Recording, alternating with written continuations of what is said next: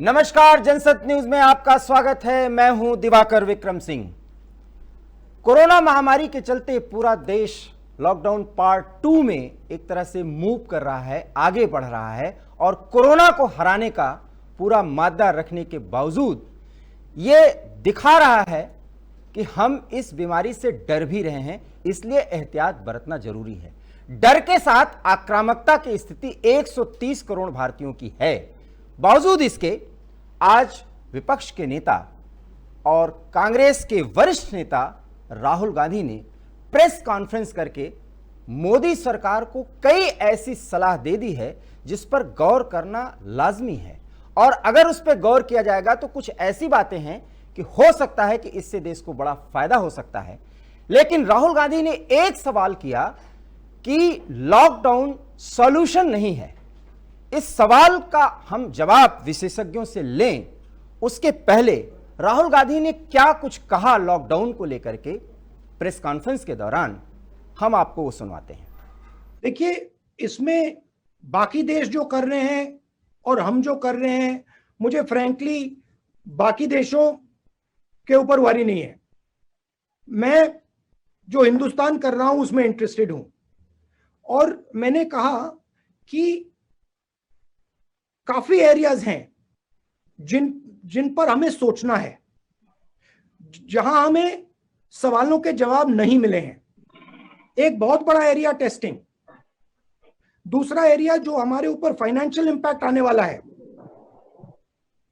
उसके बारे में हम क्या कर रहे हैं, तीसरा एरिया जो फूड शॉर्टेज आने वाली है उस पर हमारी स्ट्रेटेजी क्या है, चौथा हमारा जो स्मॉल एंड मीडियम बिजनेसेस जो हैं, जो हमारे 40% रोजगार देते हैं देश में, उनके लिए हमारा प्रोटेक्शन प्लान क्या है। मुझे नहीं लगता कि बाकी देश हिंदुस्तान जितने कॉम्प्लिकेटेड हैं, हिंदुस्तान जितने बड़े हैं, तो हमें इन चीजों को प्रोएक्टिवली अपफ्रंट सोचना पड़ेगा और एक्शन करना पड़ेगा। ये जो लड़ाई है ये अभी शुरू हुई है, इसमें आज विक्ट्री डिक्लेयर करना बहुत गलत काम होगा, क्योंकि ये लंबी लड़ाई है और इस लड़ाई को सिस्टमैटिकली आस्ते आस्ते लड़ना पड़ेगा। एक बार डिजीज चालू हो गई तो ऑब्वियसली सब देशों ने अपनी जो टेस्टिंग किट्स मंगानी थी वो मंगानी शुरू हो गई। तो आज टेस्टिंग किट्स का जो सप्लाई है वो लिमिटेड है, वो रियलिटी है। अमेरिका भी टेस्टिंग किट्स चाहता है, यूरोप भी टेस्टिंग किट्स चाहता है, सब देश टेस्टिंग किट्स चाहते हैं। उस सिचुएशन में हिंदुस्तान के हाथ में टेस्टिंग किट्स नहीं पड़ रही हैं। जो आप रैपिड टेस्टिंग किट्स की बात कर रहे हैं वो भी मिनिस्क्यूल नंबर ऑफ किट्स हैं। तो हमें कोई ना कोई तरीका निकालना पड़ेगा। अब ठीक है, अब हम यहां हैं, अब मैं ये नहीं कहना चाहता हूं कि भाई इसलिए यहां है, क्यों यहां है, मगर कोई ना कोई तरकीब तो निकालनी पड़ेगी कि हम टेस्टिंग एट स्केल कर पाए। क्योंकि अगर आप कोविड से लड़ना चाहते हैं, बिना टेस्टिंग एट स्केल आप लड़ ही नहीं सकते। आपको यही नहीं मालूम होगा कहां है बीमारी, कहां है। मान लो आपने हॉटस्पॉट एरियाज बना दिए और नॉन हॉटस्पॉट एरियाज बना दिए। अगर आप नॉन हॉटस्पॉट एरियाज में टेस्ट ही नहीं कर पा रहे तो आपको मालूम ही नहीं कि वो हॉटस्पॉट कब हो जाएगा। तो अगर आप एक ग्रेजुएटेड स्ट्रेटेजी चाहते हैं तो आपको टेस्टिंग की तो जरूरत ही है, क्रिटिकल है। अब मैं ये नहीं कहना चाहता हूं कि क्यों नहीं हुआ है, मैं ये कहना चाहता हूं कि आज से पूरा दम लगा के पूरा हिंदुस्तान टेस्टिंग तेजी से करे। फूड सप्लाई क्रिटिकल चीज है, और एकदम मतलब आज नहीं, ये तो 10 दिन पहले कर देना चाहिए था कि जो हमारे गोडाउन में खाना है वो एकदम, अनाज है एकदम डिस्ट्रीब्यूट कर देना चाहिए। बहुत सारे लोग हैं जिनके पास राशन कार्ड नहीं है, उनको भी मिलना चाहिए। कोई ना कोई तरीका निकाला जा सकता है असेस करने के लिए। बट मुझे लगता है कि 10 केजी व्हीट और राइस, 1 किलो पल्सेस, 1 किलो चीनी हर सप्ताह सरकार को देना चाहिए। कंस्ट्रक्टिव सजेशन मैंने आज अभी बताया। सेफ्टी नेट जो कमजोर लोग हैं, न्याय योजना टाइप ऑफ योजना, डायरेक्ट मनी, सीधा पैसा सबसे गरीब लोगों के बैंक अकाउंट में, भोजन, स्मॉल एंड मीडियम इंडस्ट्रीज के लिए प्रोटेक्शन प्लान, जो हमारी स्ट्रेटेजिक कंपनीज हैं, बड़ी वाली, जो बहुत कनेक्टेड कंपनीज हैं, उनके लिए प्रोटेक्शन, और जो वायरस है उसको रोकने के लिए स्ट्रेटेजी। आपने पॉज बटन दबाया है, जब आप पॉज बटन को हटाएंगे डिजीज तेजी से दौड़ेगी, तो उसके लिए आपको पूरा प्रिपरेशन पॉज बटन हटाने से पहले करना पड़ेगा। हॉस्पिटल्स, स्टेट्स को पैसा, हेल्थ केयर, टेस्टिंग, पूरा आपका सिस्टम 20 तारीख तक टिप टॉप शेप में रेडी टू गो होना चाहिए, पहली बात। दूसरी तरफ फाइनेंशियल प्रोटेक्शन, गरीब लोगों के लिए सेफ्टी नेट, आधार जैसा सिस्टम जहां हम सबसे गरीब लोगों के बैंक अकाउंट में सीधा पैसा डालें, फूड सिक्योरिटी का सिस्टम, जो हमारा अनाज पड़ा हुआ है उसको डिस्ट्रीब्यूट करें, राशन कार्ड का मैंने पॉइंट बताया। स्मॉल मीडियम इंडस्ट्रीज को उनसे बात कीजिए और जल्दी से जल्दी उनके लिए एक फाइनेंशियल पैकेज या स्ट्रेटजी तैयार कीजिए, और जो हमारी स्ट्रेटेजिक कंपनीज हैं उनको भी कोई ना कोई आपको प्रोटेक्शन देना पड़ेगा। लगभग 5 मिनट राहुल गांधी ने अपने प्रेस कॉन्फ्रेंस के दौरान जो कुछ भी कहा, वो पूरा समय उनकी मुख्य बातों को हमने आपको सुनाया। 5 मिनट का पूरा समय दिया और आपने राहुल जी की एक एक बातों को सुना। कोविड-19 को लेकर के उनकी चिंता पूरे देश के संदर्भ में और उनके सुझाव, वो भी आपने सुना। निश्चित रूप से ये विपक्ष के नेता के तौर पर बहुत ही प्रभावी ढंग से उन्होंने रखने की कोशिश की, लेकिन एक सवाल उठाया। लॉकडाउन को उन्होंने पॉज बटन कहा है। एक बड़ा सवाल है, पॉज बटन है या लॉकडाउन ही अंतिम हथियार है? शायद राहुल गांधी ने इस पर कुछ और कहने में कोताही बरती। वो उन्होंने क्यों बरती?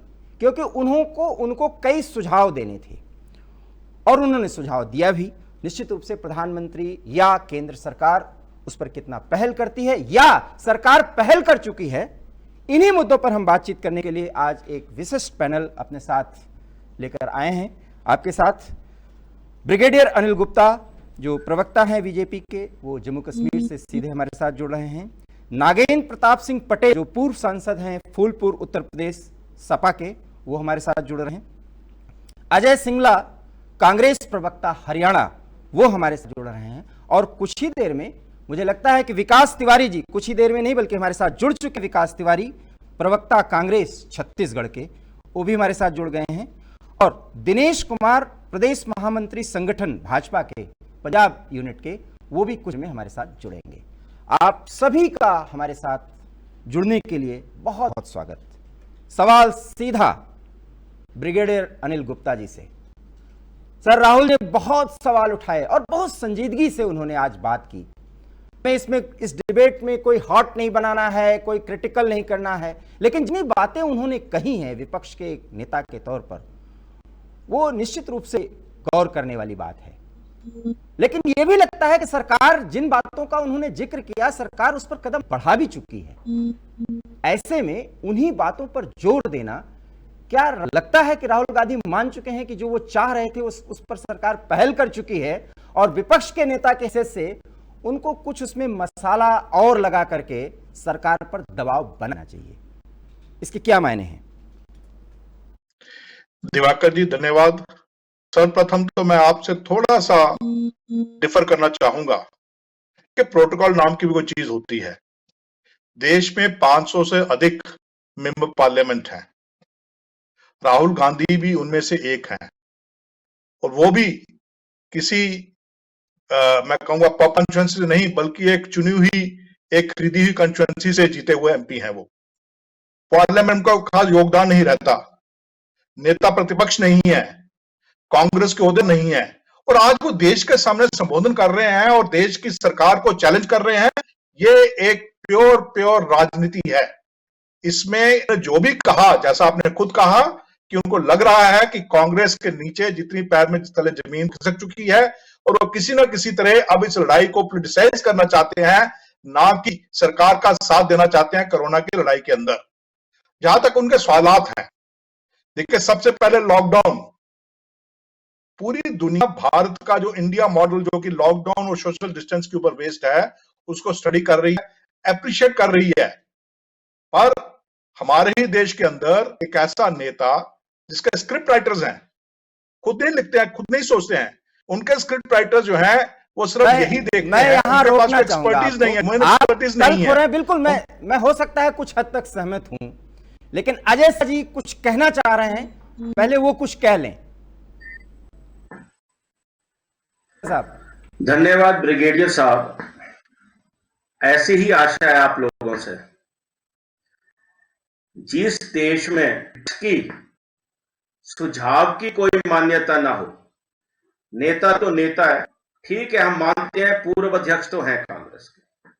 जब आप इसी चीज को लेके कोई डिस्कशन नहीं करना चाहते कि विपक्ष को सुझाव दे सकता है, या प्रधानमंत्री जी ने पता क्या कहा, मेरे प्रधानमंत्री जी ने, कि कोई भी व्यक्ति मुझे सुझाव दे सकता है 24/7। अब आपकी समस्या है, मुझे बताइए कि आप, यही बात है, मैं इस राजनीतिक तौर पे आज बैठा ही नहीं था लेने, आप इसको राजनीतिक बना के छोड़ दिए। तो इतने बड़े मुद्दे को, सिवाय ये कि वो ये ऐसा कर नहीं सकते, उन पे क्या पावर है, वो क्यों है, फिर हम आज जो राजनीतिक बहस कर रहे हैं। हमारे नेता ने स्पष्ट कहा है कि ये राजनीतिक मुद्दा नहीं है। साहब भी कुछ कहना चाहते हैं। बता रहा, आपने मुझे रोक दिया, मुझे तथ्य बताने दीजिए ना, मुझे तथ्य बताने दीजिए, फिर आप उसको कहिए कि मैं जो कह रहा हूँ वो गलत कह रहा हूँ। मैं ये तथ्य बता रहा था कि लॉकडाउन जो है वो पूरी दुनिया उसको मान चुकी है एज ए इंडिया मॉडल, उसको स्टडी कर रही है, अप्रिशिएट कर रही है। यहां तक उनकी बात है कि टेस्टिंग नहीं की जा रही। देखिए, ऐसा है कि हर देश के अंदर स्टैटिस्टिक्स को जिस मर्जी से आप प्रेजेंट करना चाहें कर सकते हैं। टेस्टिंग पॉपुलेशन बेस के हिसाब से की जाती है। भारत के अंदर 135 करोड़ लोग हैं, क्या आप 135 करोड़ लोगों का टेस्टिंग कर सकते हैं? नहीं। भारत ने अपना मॉडल बनाया है, वो मॉडल भी based on experience and studies है। उस मॉडल में आपने देखा कि हमने रेड जोन और हॉटस्पॉट्स का जो मॉडल बनाया है उसके जरिए हम टेस्टिंग कर रहे हैं। भारत के अंदर जो टेस्टिंग टू पॉजिटिव रेशियो है वो है 24:1, यानी 24 आदमियों को टेस्ट करने के बाद एक पॉजिटिव केस निकल रहा है, जबकि यही रेशियो यूएसए के अंदर 5:1, इटली के अंदर 7:1, यूके के अंदर 3:1 और जापान में 9:1 है। तो यहीं से साफ हो जाता है कि जरूरी नहीं है कि हमारे देश में उसी प्रकार से टेस्टिंग की जाए जैसे कि बाकी देशों में की जा रही है। यह पहला जवाब उनके सवाल का। छत्तीसगढ़ सरकार से, वहां कांग्रेस की ही सरकार है, और दिनेश कुमार विकास तिवारी जो कांग्रेस प्रवक्ता हैं छत्तीसगढ़ के, वो कुछ कहना चाह रहे हैं, काफी देर से वो व्यग्र हैं। तिवारी साहब, आप कुछ बोलिए। जी देखिए, भारतीय जनता पार्टी के प्रवक्ता अनिल गुप्ता जी, मैं उनको नमस्कार करता हूं, और उनकी कड़ी आरएसएस और भाजपा कड़ी रहती है, विवाद रहती है, मैं उस पर नहीं जाऊंगा। अगर राहुल गांधी जी आज बयान नहीं देते, अपना सुझाव नहीं देते, राहुल गांधी जी इंपॉर्टेंट नहीं रहते, तो मैं समझता हूं अनिल गुप्ता जी आज इस डिबेट में नहीं बैठते। दूसरी बात, मैं राहुल गांधी जी की बात को आगे बढ़ाता हूं। हमको इसमें राजनीति नहीं करना है, ना मीन मेख निकालना है। जो हजारों श्रमिक रोड में घूम रहे हैं, दूध मुंहे बच्चे को लेकर माताएं घूम रही हैं, शायद अनिल गुप्ता जी नहीं देखे हैं कि एक माँ भूखी है और अपने बच्चे को स्तनपान तक नहीं करा पा रही है। विकास जी, मैं एक बात आपको कहना चाहूंगा। विकास जी, पहले ये क्लियर हो लीजिए, अनिल गुप्ता जी जो ब्रिगेडियर हैं, रिटायर्ड ब्रिगेडियर हैं, साथ ही जम्मू कश्मीर यूनिट के भाजपा प्रवक्ता हैं और बहुत ही सक्रिय कार्यकर्ता हैं, पुराने कार्यकर्ता हैं। जी अनिल जी, अब आप जवाब दें। देखिए, ये जो अगर उन्होंने उदाहरण दिया है स्तनपान का, किसको शर्म आई है? उस जिले के लोगों को और उस रियासत की सरकार को।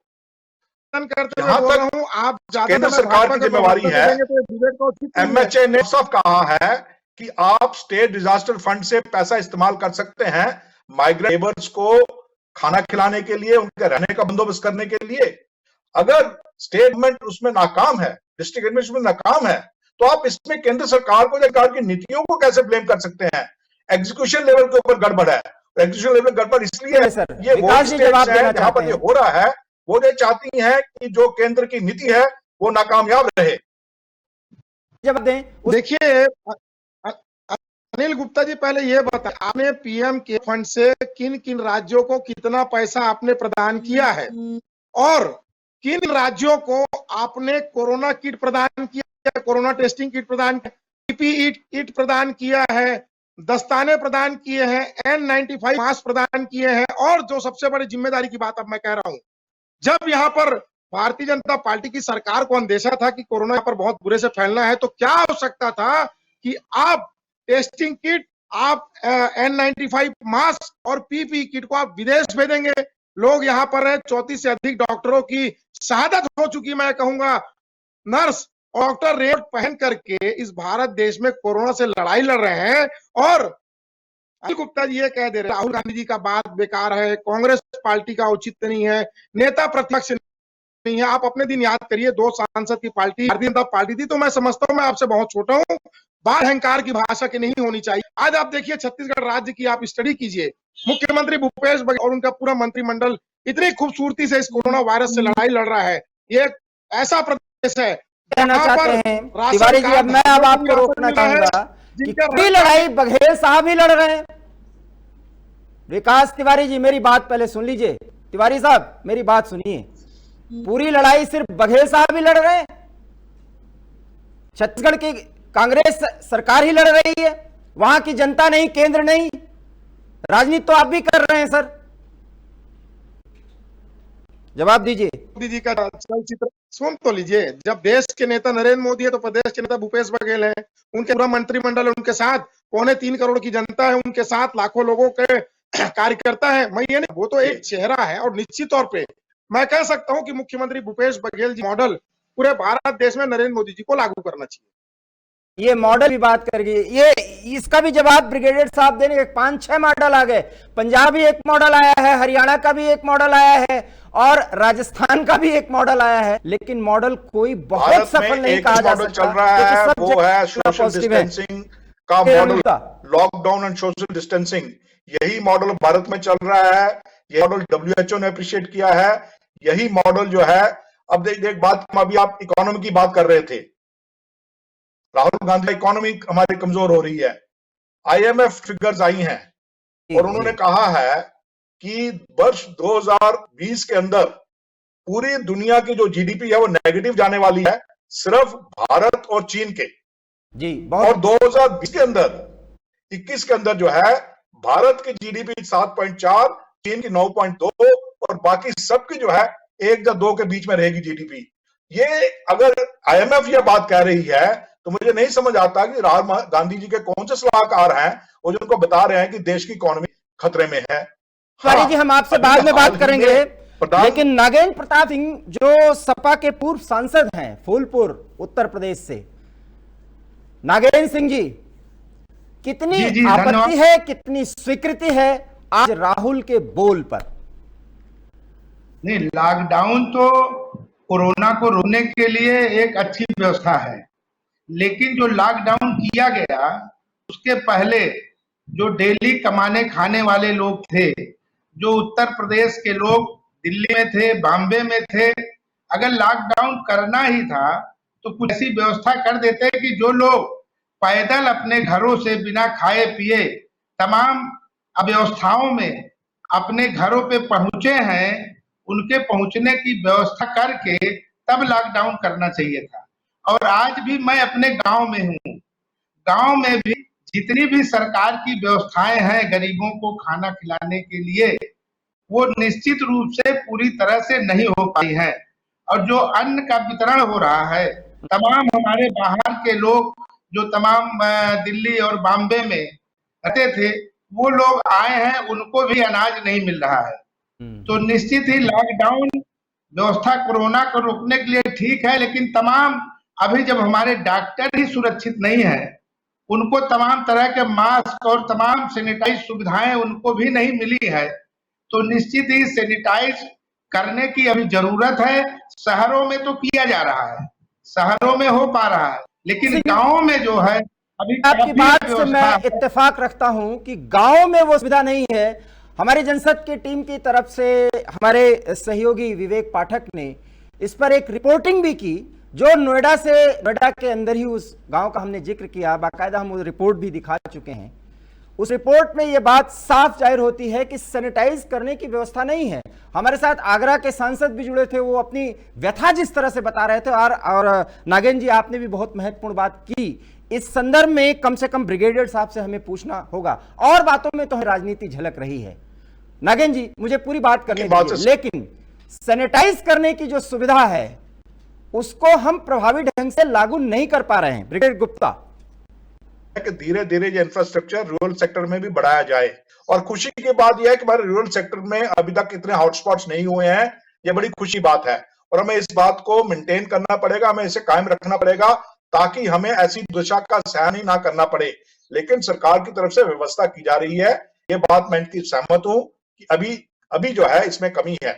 अब दूसरी बात लेता हूं जो राहुल गांधी जी ने कही, उन्होंने कही कि सामान अनाज वगैरह गोदामों में पड़े वहां नहीं पहुंचे हैं। देखिए, हर रोज भारतीय रेल स्पेशल ट्रेन चला रही है, पार्सल सर्विस चल रही है, उड़ान की फ्लाइट रही है, जो कि एसेंशियल सप्लाईज जो है डिस्ट्रिक्ट हेडक्वार्टर तक पहुंचा रही हैं।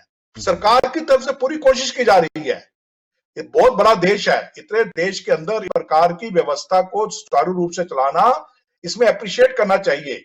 अगर कुछ कमियां रह जाती हैं तो सुझाव दीजिए कि ये कीजिए, ऐसे कीजिए, को बताना तो ये तो विपक्ष का काम भी है, और विपक्ष ऐसा बता भी रही है। बिल्कुल बिल्कुल मैं मानता हूं, लेकिन साथ साथ विपक्ष को संसाधन भी तो राष्ट्र के मालूम है जी। राष्ट्र के संसाधन मालूम होते हुए उन्हें यह भी बताना चाहिए कि आप इस तरह नहीं, इस तरह कर सकते हैं जी। तब मैं कहूंगा कंस्ट्रक्टिव क्रिटिसिज्म है।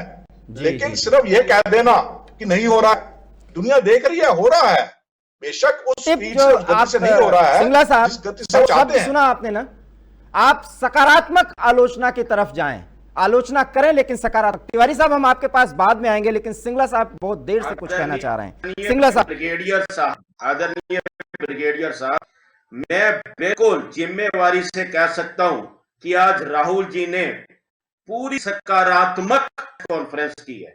आपकी समस्या क्या है?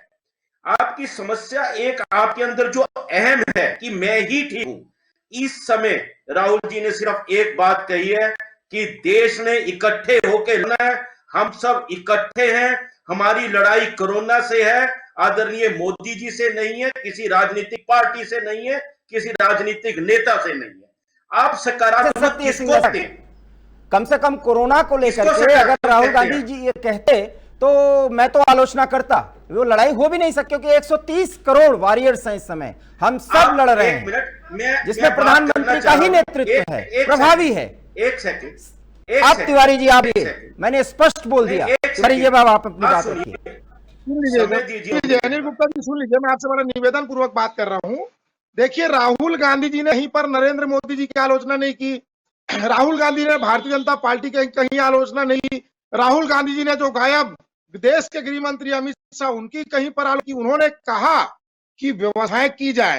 अनिल गुप्ता जी आदरणीय भारतीय जनता पार्टी के प्रवक्ता हैं और पूर्व सेना से वो जुड़े रहे हैं, मैं उनसे पूछना चाह रहा हूं कि पीएम केयर फंड में से कितना पैसा आप राज्यों को आवंटित किए हो? इस साल का जवाब दीजिए, इस सवाल का जवाब दीजिए पहले। तिवारी जी इस सवाल का जवाब दीजिए सर। अब सर आप दीजिए जवाब। गुप्ता सर, बड़े विनम्र तरीके से कहना चाहता हूं कि इसकी जानकारी मेरे पास नहीं है, ना ही इस जानकारी का मैं हकदार हूं। मैं ना ही राष्ट्रीय प्रवक्ता हूं और ना ही मेरे पास इसकी जानकारी, ना मैं इसका हकदार हूं। अगर पहले आपके चैनल के जरिए मेरे को सवाल दिया जाता तो शायद मैं कोशिश करता इसका डाटा ढूंढने का, लेकिन मेरे नजर में या मेरे पास ये डाटा हाल में नहीं है। जी, ईमानदारी पूर्वक उन्होंने स्वीकार कर लिया, और ये वक्तव्य बहुत ही मायने रखती है, जिम्मेदारी पूर्वक दिया गया बयान है। तिवारी साहब आप कुछ कहना चाह रहे हैं, कहिए, रखिए सर आप अपनी बात। लगता है उनकी आवाज हमारे तक नहीं पहुंच पा रही है। सीधे हम नागेंद्र प्रताप जी के पास जाते हैं, और जिनकी बात का समर्थन किया ब्रिगेडियर गुप्ता जी ने कि अभी गांव को हम उस स्तर से, उस तरीके से सैनिटाइज नहीं कर पा रहे हैं जो अपेक्षा होनी चाहिए। ऐसे में नागेंद्र जी करना क्या चाहिए? हमारी सबसे बड़ी आबादी गांव में ही रहती है, किसान प्रदेश देश है, तो यहाँ पे निश्चित ही जो है हमको गांव को भी देखना है शहरों के साथ। हम भी माननीय प्रधानमंत्री जी के साथ हैं। उनके सभी कामों में उनके जो भी काम हो रहे हैं कोरोना को रोकने के लिए, मैं उसके लिए उनको धन्यवाद और बधाई देता हूं। लेकिन मैं एक आग्रह चाहता हूं कि गांवों की तरफ अभी तमाम जो है तमाम पानियां हैं, सैनिटाइज तो अलग बात है, गांव में तमाम ऐसे गरीब लोग, किसी का कार्ड बना था, किसी का नहीं बना था, तमाम दूसरे प्रदेशों में लोग काम करने जाते थे, वहां से किसी भी व्यवस्था से किसी भी तरह पैदल चल के किसी तरह अपने गांव तक पहुंचे हैं, लेकिन उनके खाने पीने की व्यवस्था नहीं हो पा रही है। तमाम जगहों पे अभी लग रही ब्रिगेडियर है। साहब, बहुत बहुत महत्वपूर्ण बात नागा आपने बिल्कुल बहुत महत्वपूर्ण सवाल महत्वपूर्ण उठाया बात कही है इन्होंने। ब्रिगेडियर मैं साहब, दो बातें कहना चाहूंगा। एक, जल्दी नहीं करनी चाहिए। दूसरा, फाइनेंशियल पैकेज जल्दी अनाउंस हो जाएगा। आज ही मिस्टर निर्मला सीतारमण जो है जी हैं, वो प्रधानमंत्री से मिल रही हैं। हमें उनका इंतजार, वो क्या अनाउंस करेंगी।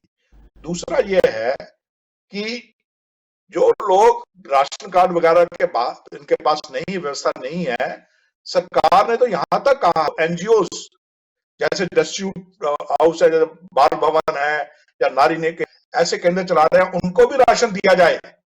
तो सरकार तो काफी लिबरल है, उनकी तरफ से कोई रोक टोक नहीं है।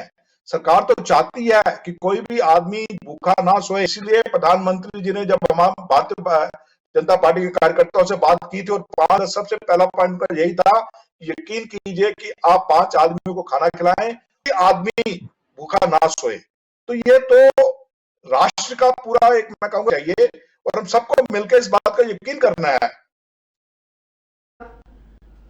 अभी कुछ कहना है? हाँ बताएं। और सभी लोग जो है गरीबों को खाना खिलाने का काम कर रहे हैं, राशन बंटवाने का काम कर रहे हैं, और जो हमारी सामाजिक संस्थाएं भी हैं वो भी कर रही हैं। लेकिन अभी जैसे माननीय प्रधानमंत्री जी ने कहा, हमारे माननीय भारतीय जनता पार्टी के कह रहे हैं कि 130 करोड़ की आबादी है, निश्चित 130 करोड़ की है, लेकिन 21 दिन का लॉकडाउन बीत चुका है। अगर अब व्यवस्था नहीं होती, 2 दिन 4 दिन बगैर खाए रह गए हैं, सामाजिक संस्था ही रही है व्यवस्था, और समाजवादी पार्टी के कार्यकर्ता भी कर रहे हैं। हमारे आदरणीय नेताजी का भी निर्देश है कि कोई भी आदमी भूख नहीं पाए, लेकिन सरकार के तरफ से भी व्यवस्था होनी चाहिए, और गांव टेस्टिंग बिल्कुल नहीं हो रही है। सिंगला साहब आप अपनी बात रखिए और संक्षेप में रखिए सर, चूंकि समय में है, पॉइंट टू पॉइंट हम लोग बात करें सर। करना चाहूंगा आपसे, मैं जमीन आदमी हूं और 21 दिन से एज ए वॉलंटियर काम कर रहा हूं जमीन पे। उस यहाँ पे आपसे बात कर रहा हूं कि जब 21 दिन में सरकारी सहायता नहीं, उसके बाद हमने आवाज उठानी शुरू की है।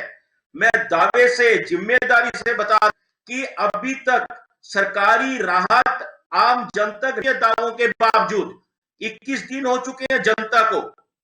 आप मत लीजिए जनता की, राहुल जी सुझाव दिए हैं उन पर गौर, हिंदू सरकार वो आपके लिए नहीं है, पूरे हिंदुस्तान के लिए। कोई बुरी बात नहीं कही राहुल जी ने आज।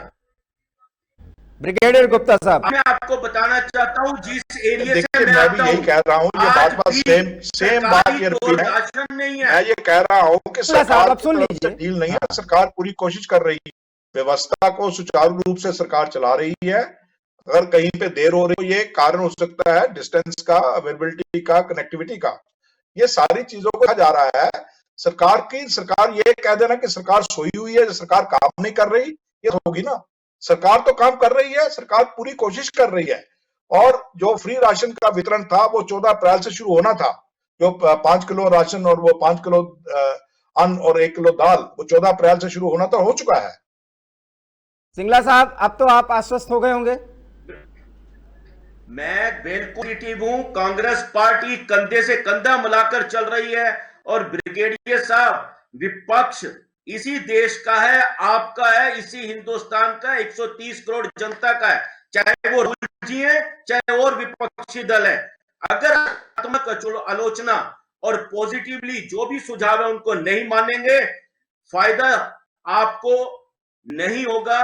हिंदुस्तान बिल्कुल भी इस समय नुकसान उठाने के लिए तैयार नहीं है। राहुल जी को इतने बुरे नहीं है नागेंद्र जो सिंह जी, आपको लगते हैं। लास्ट में अपनी बात रखिए सर, बहुत महत्वपूर्ण बातें आपने रखी हैं, बहुत संक्षेप में। लेकिन राहुल जी क्या है वो पूरी दुनिया जानती है। सर आप कुछ पूछना चाह रहे थे? ब्रिगेडियर सर, आप कुछ पूछना चाह रहे थे? नहीं, मैं ये कह रहा हूं कि मैं जो इन्होंने कहा मैं इनसे 100% जो है वो सहमत हूं, लेकिन एक बात मैं कहना चाहूंगा, राहुल क्या है वो पूरी दुनिया जानती है। राहुल जी ने आपको सचेत किया था, वो कह रहे हैं कि मैं नहीं मोदी के चक्कर में आप डालना चाह रहे हैं। आप चाहते थे वो आलोचना करें मोदी जी की, आप चाहते थे अमित शाह जी की आलोचना करें, आप चाहते थे भारतीय जनता पार्टी की आलोचना करें। उन्होंने सहयोग की बात की, आपको मिर्चा लग गई। आप नहीं चाहते कि अब विपक्ष की बात को कोई ओ दे जाए। क्या बात कर रहे हैं आपको? सच्चाई से कीड़ा आपको। आप सभी जननेता हैं और लोगों के बीच में जाते हैं। एक अनुरोध एक पत्रकार की हैसियत से मैं भी कर रहा हूं कि ये लड़ाई और झगड़ा फिलहाल कोरोना तक हमसे आपस में नहीं है, इवन की प्रतिद्वंदिता भी नहीं है, विरोध भी नहीं है, दुश्मनी की तो बात भी छोड़िए। नागेंद्र जी ने कुछ बातें उठाई हैं, निश्चित रूप से विपक्ष के नेता ने भी और ब्रिगेडियर अनिल गुप्ता जी ने जिस तरह से उसका समर्थन किया, इस तरह से अगर कोई सकारात्मक आलोचना के साथ विपक्ष का सुझाव आता है तो इसे सरकार को स्वीकार करना चाहिए। बात न कांग्रेस की न भाजपा की, यह बात 130 करोड़ जनता की है, क्योंकि हमारे इस जज्बे से आप लोग नेतृत्व करते हुए आगे बढ़ेंगे और पूरा भरोसा है कि हम कोरोना को हराएंगे और बुरी तरह हराएंगे और भारत का एक सिरमौर बनाएंगे पूरी दुनिया के सामने। इस जज्बे के साथ मैं ये विशेष प्रोग्राम यहीं समाप्त करना चाहता हूं और आप सभी मेहमानों का तहे दिल से आभार और धन्यवाद प्रकट करना चाहता हूं कि आपने महत्वपूर्ण सुझाव रखे। तमाम तल्खियों के बावजूद पूरा देश कम से कम कोरोना से लड़ने के मुद्दे पर एक साथ है और विपक्ष के नेता राहुल गांधी ने भी आज सधे हुए तरीके से कुछ तल्ख बातें करते हुए भी बड़े सुझाव दिए। आशा ही नहीं पूर्ण विश्वास है कि इस सकारात्मक सुझाव को सत्ता पक्ष मानेगी, सरकार मानेगी और ऐसे फैसले किए जाएंगे जो 130 करोड़ भारतीयों के हित में हैं। फिलहाल इस विशेष डिबेट में इतना ही। हमारे जनसत्य न्यूज़ को अगर आप पसंद कर रहे हैं तो आप हमें सब्सक्राइब करिए और अगर हमारा ये डिबेट आपको पसंद आया हो तो इसे लाइक करिए, इसको शेयर करिए। बहुत बहुत धन्यवाद। नमस्कार।